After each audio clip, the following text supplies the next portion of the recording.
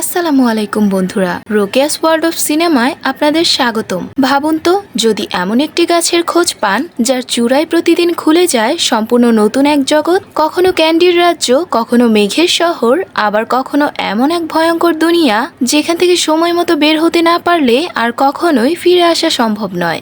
আজকের গল্প ঠিক এমনই এক জাদুকরী গাছকে ঘিরে, যেখানে তিনজন সাধারণ শিশু হঠাৎ করেই জড়িয়ে পড়ে এক অবিশ্বাস্য অ্যাডভেঞ্চারে। কিন্তু তারা জানতো না, এই গাছ শুধু স্বপ্ন দেখায় না, লুকিয়ে রেখেছে এমন সব রহস্য যা তাদের জীবন চিরতরে বদলে দিতে পারে। তাহলে শেষ পর্যন্ত কি ঘটেছিল? তারা কি নিরাপদে ফিরে আসতে পেরেছিল, নাকি হারিয়ে গিয়েছিল সেই জাদুর দুনিয়ায়? সব জানতে ভিডিওটি শেষ পর্যন্ত দেখুন। আর যদি এমন ফ্যান্টাসি ও অ্যাডভেঞ্চার মুভির গল্প ভালো লাগে, তাহলে এখনই চ্যানেলটি সাবস্ক্রাইব করে বেল আইকনটি অন করে নিন। চলুন শুরু করা যাক দ্য ম্যাজিক ফারওয়ে ট্রি এর অসাধারণ গল্প। মুভির শুরুতে আমাদের একটি পরিবারকে দেখানো হয়, টিম থমসন এবং পলি। তাদের 3 সন্তান, যাদের নাম ছিল বেথ, ফ্রেন্ড এবং জো। তাদের মধ্যে কোনো পারিবারিক বন্ধন নেই। প্রত্যেকেই মোবাইল গেম আর সোশ্যাল মিডিয়ার যান্ত্রিক দুনিয়ায় অ্যাডিক্টেড হয়ে আছে। সন্তানদের এই অবস্থা দেখে পলি নিজেকে একজন ব্যর্থ মা মনে করে। এই যান্ত্রিক নগর থেকে মুক্তি পেতে টিম আলমারি থেকে 15 বছর পুরনো দ্য ড্রিম বাইন্ডার নামে একটি ডায়েরি বের করে। সেখানে তাদের তরুণ বয়সে আঁকা টমেটো ক্ষেত সহ একটি সুন্দর গ্রামীণ পরিবেশের ছবি ছিল। টিম পলিকে শহর ছেড়ে সে গ্রামে চলে যাওয়ার প্রস্তাব দেয়। পলি প্রথমে অবাক হলেও শেষমেশ তারা সবকিছু ছেড়ে প্রকৃতির কাছাকাছি এক নতুন জীবন শুরু করার সিদ্ধান্ত নেয়। পরের দিন সকালেই তারা বাচ্চাদের নিয়ে রওনা হয় গ্রামের উদ্দেশ্যে। তারা তাদের বাচ্চাদের হাত থেকে ডিভাইসগুলো নিয়ে বই ধরিয়ে দেয়। অনেকটা পথ পাড়ি দিয়ে তারা অবশেষে একটি গ্রামে গিয়ে পৌঁছায়, যেখানে চারদিকে শুধু আদিম প্রকৃতির নিস্তব্ধতা, বিশাল সব প্রাচীন গাছপালা আর এক অদ্ভুত মায়াবী পরিবেশ। জঙ্গলের পথ ধরে যাওয়ার সময় ফ্রেন্ড মাটিতে একটি ব্যাগ পড়ে থাকতে দেখে। ব্যাগটি ছিল একটি পরীর। ফ্রেন্ড তখন সেখানে গাছের আড়ালে একটি পরীকেও দেখতে পায়। সে চোখ বন্ধ করে ব্যাগটি সামনে তুলে ধরতেই পরীটা দ্রুত ব্যাগটি নিয়ে নেয়। এরপর তারা তাদের নতুন বাড়িতে এসে পৌঁছায়, যেটা কোনো বিলাসবহুল বাড়ি নয়, বরং বহু বছরের পুরনো একটা খামার বাড়ি। সেখানে সবকিছু একদম পরিত্যক্ত অবস্থায় ছিল। এরপর সেখানে ব্রাইন নামের একজন লোক এসে তাদের সাথে পরিচিত হয় এবং তার স্ত্রীর সাথেও সবাইকে পরিচয় করিয়ে দেয়। এরপর রাতে ফ্রেন্ডের কাছে তার মা আসে আর তাকে তাড়াতাড়ি ঘুমিয়ে যেতে বলে সেখান থেকে চলে যায়। সবাই ঘুমিয়ে পড়ার পর পরীটা ফ্রেন্ডের জানালার সামনে আসে। পরীটার নাম ছিল সিল্কি। সে তার সাথে করে ছোট্ট একটি পিক্সিকে কেক খাওয়ানোর লোভ দেখিয়ে তার সাথে করে নিয়ে এসেছিল। সে আসলে ফ্রেন্ডকে তার ব্যাগটি ফেরত দেওয়ার জন্য ধন্যবাদ জানাতে চায়। কিন্তু পিক্সি বলে, আমার বিশ্বাস হচ্ছে না তুমি একজন মানুষকে ধন্যবাদ দেওয়ার জন্য আমাকে এখানে নিয়ে এসেছো। তখন সিল্কি জানায়, কিন্তু সে একজন ভালো মানুষ, সে আমার ব্যাগটি ফেরত দিয়েছে, তাই সে ধন্যবাদ ডিজার্ভ করে। এরপর সিল্কি পিক্সিকে একটি থ্যাংক ইউ নোট দিয়ে ভেতরে পাঠায়। পিক্সি খুব কষ্টে নোটটি তুলে ফ্রেন্ডের বিছানায় রেখে দেয়। পরের দিন সকালে ফ্রেন্ড ঘুম থেকে উঠে তার বিছানায় সেই থ্যাংক ইউ নোটটি দেখতে পায়। সিল্কি সেই নোটে তার ব্যাগটি ফেরত দেওয়ার জন্য ফ্রেন্ডকে ধন্যবাদ জানায় এবং তাকে চা আর কেক খেতে তাদের জাদুকরী রাজ্য ফারওয়ে ট্রিতে আমন্ত্রণ জানায়, যেটা জাদুকরী বন নামে পরিচিত, এবং সে তার সাথে করে একটি গিফট নিয়ে আসতে বলে। এরপর ফ্রেন্ড ফারওয়ে ট্রি বা জাদুর নগরীতে যাওয়ার উদ্দেশ্যে বেরিয়ে পড়ে। সিল্কির দেয়া চিঠিতে একটি ম্যাপ আঁকা ছিল। সে ওই ম্যাপ দেখে এগোতে থাকে। জঙ্গলের অনেকটা গভীরে যাওয়ার পর সে ওই ম্যাপে আঁকা ম্যাজিক ফারওয়ে গাছটি দেখতে পায়। সিল্কি তাকে চিঠিতে বলে দিয়েছিল, গাছটির সামনে গিয়ে তুমি তোমার চোখ বন্ধ করে 3 বার করে বলবে, I believe in magic. Friend সিল্কির কথা মতো এই কথা বলার সাথে সাথেই চারদিক আলোকিত হয়ে যায় এবং সেই ম্যাজিকের গাছটি তার সামনে নুয়ে পড়ে। ফ্রেন্ড তখন গাছটির ভেতরে ঢুকে যায়। ভেতরে প্রবেশ করার পর সে এই জাদুর দুনিয়ার সৌন্দর্য দেখে মুগ্ধ হয়ে যায়। তখনই হঠাৎ গাছের উপর থেকে একটি দোলনা নিচে নেমে আসে। ফ্রেন্ড সে দোলনায় বসার পর দোলনাটি এক টানে তাকে ফারওয়ে ট্রি এর একদম উপরে নিয়ে যায়, যেখানে পরীরা থাকতো। উপরে উঠেই সে ছোট্ট পিক্সিকে তার ঘরের মধ্যে মনের আনন্দে গান গাইতে দেখে। পিক্সিটা হঠাৎ কোনো মানুষকে দেখে প্রচন্ড রকমের ভয় পেয়ে যায় এবং দ্রুত জানালা বন্ধ করে দেয়। এরপর ফ্রেন্ড ঘুরতে ঘুরতে একটি ঘরের ভেতর চলে আসে। এরপর সিল্কি ফ্রেন্ডকে সবার সাথে পরিচয় করিয়ে দেয় এবং বলে ফ্রেন্ড খুব ভালো মানুষ এবং সে আমাদের জন্য গিফট নিয়ে এসেছে। ফারওয়ে ট্রি এর নিয়ম অনুযায়ী যদি কোনো মানুষ আমাদের জন্য গিফট নিয়ে আসে তাহলে তাকে আমাদের স্বাগত জানানো উচিত, কিন্তু মুনফেসের কেন জানি মানুষদের প্রতি কিছুটা অভিমান ছিল। গিফট হিসেবে ফ্রেন্ড তার একটা খেলনা নিয়ে এসেছিল।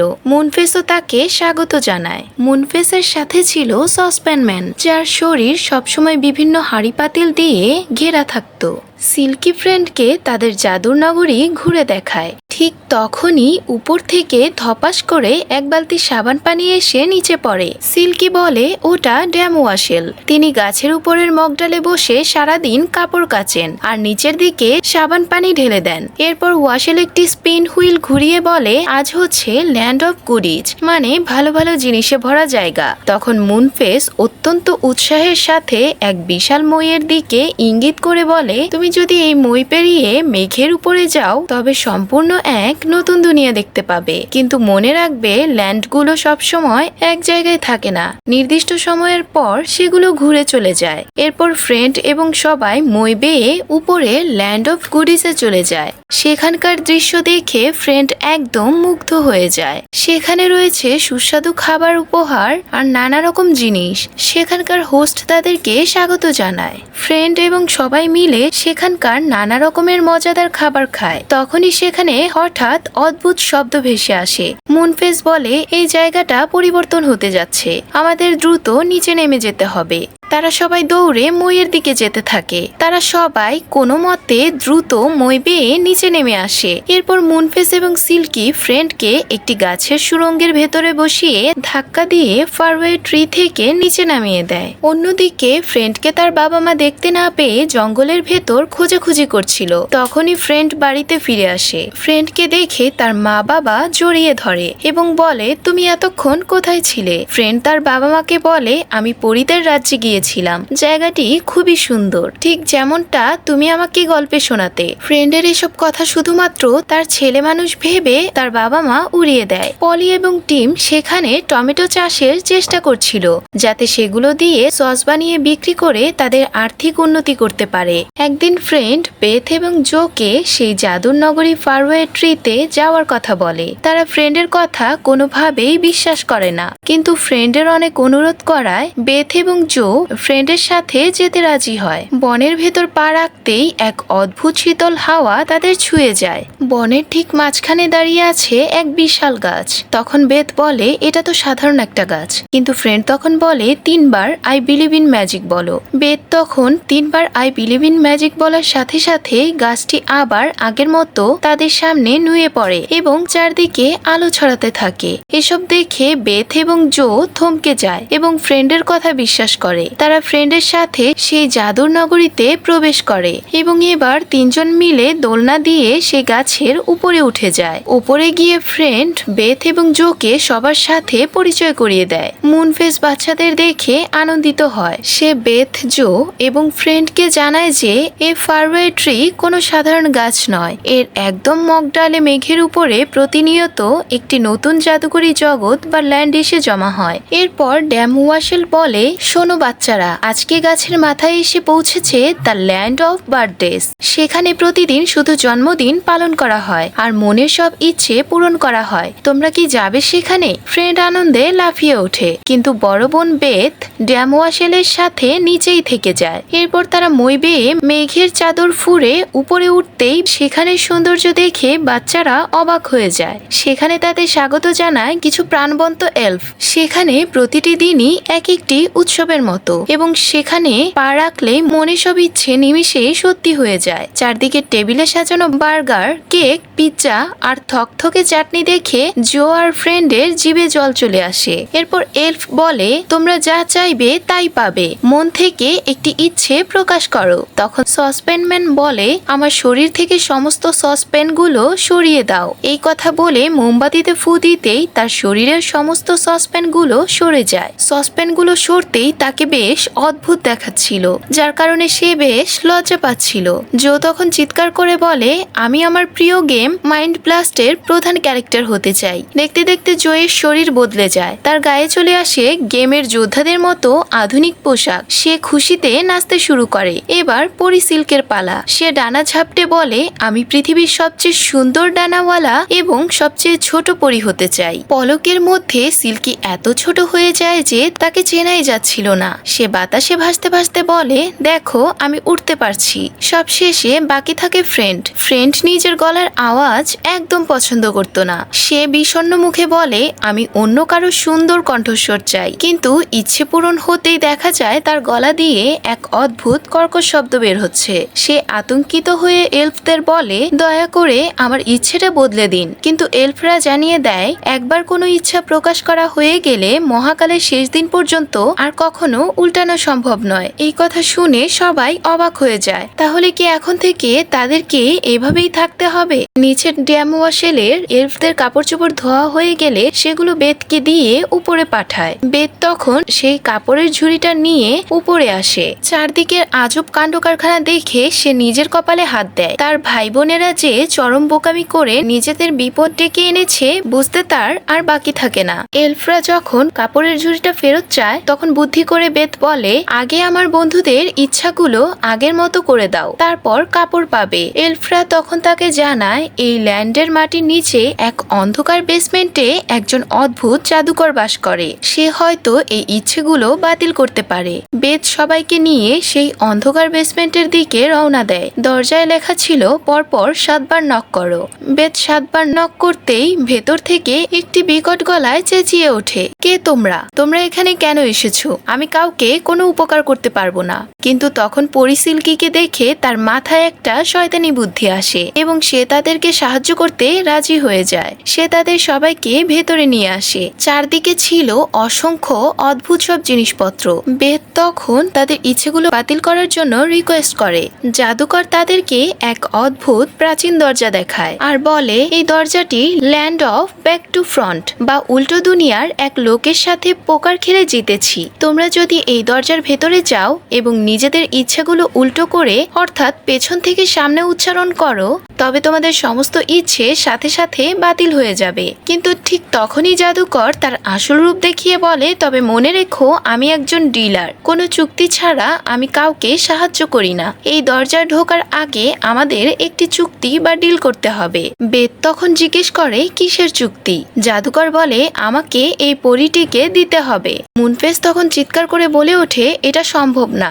জাদুকর চালাকি করে বলে, আরে এটা আমার জন্য নয়, বরং সান্টা ক্লজের জন্য। সান্টা আমাকে অনেক টাকা অফার করেছেন এই সমস্ত ল্যান্ডের মধ্যে সবচেয়ে সুন্দর পরীটিকে খুঁজে দেওয়ার জন্য, যাতে এই ক্রিসমাসে তিনি তাকে ক্রিসমাস ট্রি এর মাথায় বসাতে পারেন। এটা আমার শেষ কথা, হয় চুক্তি মেনে নাও নয়তো এখান থেকে বিদায় হও। কিন্তু ঠিক তখনই সিল্কি নিজেই সামনে এগিয়ে আসে। সে তার বন্ধুদের কথা ভেবে বলে, আমি এই চুক্তিতে রাজি। বেত বলে, সিল্কি তুমি এটা কি করছো? তারপর জাদুকর তাদেরকে সেই দরজার দিকে এগিয়ে দিয়ে বলে, ভেতরে কিছু খাবার রাখা আছে, চাইলে খেতে পারো, অথবা আমাদের উল্টো দুনিয়ার ভাষায় বলতে গেলে নেকিউ ফি করতে পারো। দরজার উপরে পা রাখতেই বেত বুঝতে পারে সেই জাদুকরের অদ্ভুত ধাঁধার অর্থ। নেকিউ ফি আসলে ইফ ইউ ক্যান শব্দের উল্টো রূপ, অর্থাৎ এখানে সবকিছু উল্টো করে বলতে হবে। জো কোনো মতে উল্টোভাবে উচ্চারণ করে বলে, ক্যারেক্টার ব্লাস্ট মাইন্ড আমার আমি হতে চাই। আর সাথে সাথে এক জাদুকরি আলোয় জো আবার তার নিজের স্বাভাবিক রূপ ফিরে পায়। একে একে সবাই তার উল্টো ইচ্ছেগুলো উচ্চারণ করে নিজেদের আসল রূপ ও কণ্ঠস্বর ফিরে পায়। সবাই খুশিতে মেতে ওঠে। কিন্তু ঠিক সেই মুহূর্তেই জাদুকর সিল্কিকে একটি কাঠের বাক্সে বন্দি করতে করতে বলে, বোকা পরি, তুই কি ভেবেছিস তোকে আমি সান্টা ক্লজের কাছে পাঠাচ্ছি? মোটেই না, তোকে আমি পাঠাচ্ছি পরম অত্যাচারী ড্যাম স্নেপের কাছে। জাদুকরের এই ভয়ঙ্কর প্রতারণার কথা দরজার ওপার থেকে বেথের কানে পৌঁছাতেই তার পায়ের তলার মাটি সরে যায়। বেথ বুঝতে পারে তাদের প্রিয় বন্ধু সিল্কি এখন চরম বিপদের মুখে দাঁড়িয়ে আছে। তারা সবাই মিলে জাদুকরকে সাহায্য করে সেখান থেকে পরি সিল্কিকে উদ্ধার করে। সিল্কি দ্রুত সেই দরজার ভেতরে গিয়ে নিজের সেই আগের রূপে ফিরে আসে। তখনই পুরো ল্যান্ড কাঁপতে শুরু করে। ল্যান্ডটি ঘুরে যাওয়ার সময় হয়ে গেছে, তাই তারা দ্রুত নিচে নেমে আসে। এরপর তারা তিনজন সেই গাছের সুড়ঙ্গ পথ দিয়ে বের হয়ে বাড়ি ফিরে আসে। বাড়ি ফিরে দেখে দাদি তাদেরকে নিতে এসেছে, কিন্তু বেত তার দাদির সাথে যেতে চায় না। তার দাদি কিছুদিন পর আবার আসবে বলে সেখান থেকে চলে যায়। টিম বাচ্চাদের জন্য সাইকেল চালিয়ে পাওয়ার সাপ্লাই করে বাড়িতে বিদ্যুৎ উৎপাদন করে এবং ওয়াইফাই লাগিয়ে দেয়।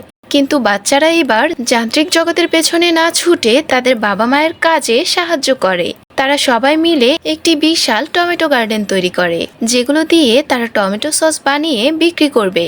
এরপর তারা সবাই মিলে সেখানে অনেক আনন্দ করে। এরপর একদিন তারা তাদের টমেটো গার্ডেনে গিয়ে দেখে তাদের টমেটোগুলো নষ্ট হয়ে গেছে। এগুলো দেখে বেথ আবার পরীদের রাজ্যে মুনফেসের কাছে গিয়ে তারা সাহায্য চায় এবং মুনফেস বলে একটি জাদুর দেশে গিয়ে গাছ ঠিক করার মন্ত্র নিয়ে আসতে হবে, কিন্তু কয়েক মাস সময় লেগে যাবে। তাই তারা সর্ববিজ্ঞানীদের কাছে সাহায্য চায়। সর্ববিজ্ঞানীরা তাদের সাহায্য করে এবং তাদের একটি প্লেন দেয় যেন তারা দ্রুত গিয়ে মন্ত্র নিয়ে আসতে পারে। তারা দ্রুত প্লেনে করে জাদুর নগরীতে পৌঁছে যায়। মুনফেস সেখানে একটি গাছ ঠিক করার মন্ত্র পেয়ে যায়, কিন্তু লোকটি সে মন্ত্রটি তাদের কাছে বিক্রি করতে চায় না। সে বলে মন্ত্রটি আমার কাছে খুবই প্রিয়, তাই এর বিনিময়ে এমন কিছু চাই যা কেনাবেচা করা যায় না। তখন ফ্রেন্ড এবং সবাই মিলে লোকটিকে একটি গান গেয়ে শোনায়। লোকটি খুশি হয়ে ফ্রেন্ডকে মন্ত্রটি দিয়ে দেয়। তারা দ্রুত প্লেন নিয়ে ফারওয়ে ট্রিতে যাওয়ার উদ্দেশ্যে বেরিয়ে পড়ে। হঠাৎ প্লেনটি কাজ করা বন্ধ করে দেয়। জো বলে মনে হয় প্লেনটির জ্বালানি শেষ হয়ে গেছে। মুনফেস বলে এই প্লেনে কোনো তেল নেই, আমার মনে হয় প্লেনটি ক্লান্ত হয়ে গেছে। এরপর তাদের প্লেনটি একটি অচেনা ল্যান্ডে গিয়ে পড়ে। তাদের কাছে এই ল্যান্ডটি খুবই অদ্ভুত লাগছিল। চারদিকে কেমন যেন ভয়ানক নীরবতা। হঠাৎ পেছন থেকে ড্যামস্নেপ এবং তার লোকজন এসে তাদের সবাইকে বন্দি করে ফেলে। ড্যামস্নেপ মূলত একজন পরিজগতের ডাইনি ছিল। সে খুবই অত্যাচারী আর রাগী স্বভাবের ছিল। তাদের সবাইকে একটি কারাগারে বন্দি করে রাখা হয়। অনেকক্ষণ চিন্তা ভাবনা করে মুনফেস এবার দাঁড়িয়ে যায় এবং এখান থেকে বের হওয়ার উপায় খুঁজে বের করে। সে সেখানে থাকা কিছু পচা সবজির ভিতর থেকে একটি পচা আলু নিয়ে সেটাকে কারাগারের দরজার মধ্যে রাখে এবং ম্যাজিক ল্যান্ড থেকে আনা সেই মন্ত্রটি আলুর উপরে ঢেলে দেয়। সাথে সাথে আলুটি তাজা এবং অনেকটা বড় হয়ে দরজাটি ভেঙে যায়। এরপর তারা দ্রুত সবাই কারাগার থেকে বেরিয়ে প্লেনের কাছে চলে আসে। উপর থেকে ড্যামস্নেপ তাদেরকে দেখে ফেলে আর চিৎকার করতে থাকে, কিন্তু ততক্ষণে প্লেন নিয়ে সেখান থেকে সবাই পালিয়ে যায়। অন্যদিকে আজ ছিল গ্র্যান্ড ওপেনিং এর দিন। গ্রামের সবাই টিমের টমেটো বাগান দেখতে চলে আসে। টিম এবং পলি সবাইকে আটকানোর চেষ্টা করে। ঠিক তখনই তারা এসে জাদুর মন্ত্রটি টমেটোর বাগানে ছিটিয়ে দেয়। লোকজন বাগানের দরজা খুলতেই দেখে খুব সুন্দর এবং ভালো মানের টমেটো দিয়ে ভরা পুরো বাগানটি। টিম এবং পলি এসব দেখে খুবই খুশি হয়ে যায়। তারা তাদের সন্তানদেরকে ধন্যবাদ জানায়। টিম সবাইকে টমেটো সস বানিয়ে খাওয়ায়। ফারওয়ে ট্রি এর মগডালে দাঁড়িয়ে সিল্কি এবং সবাই তাদের এসব কিছু উদযাপন করছিল। আর এখানেই এই রোমাঞ্চকর সিনেমাটি শেষ হয়ে যায়।